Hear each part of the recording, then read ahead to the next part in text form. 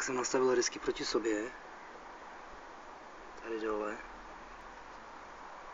Tady někdo, kdo dělal to rozvody, tak si to tady označil.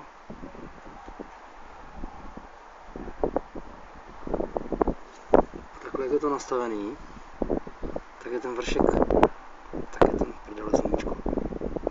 tak je ten vršek pevný.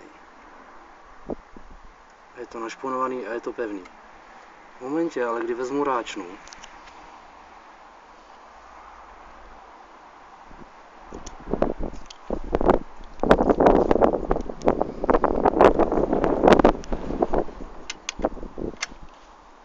tady tohle z tu kolovačky trošku otočím,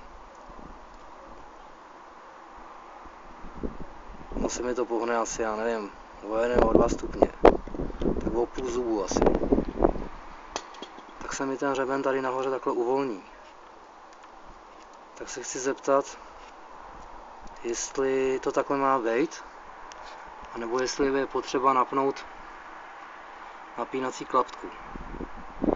Je mi jasný, že motor se točí doprava, ale nevím, jak se mi tohle moc nelíbí. Tak když mi k tomu něco řeknete, tak budu rád, díky moc.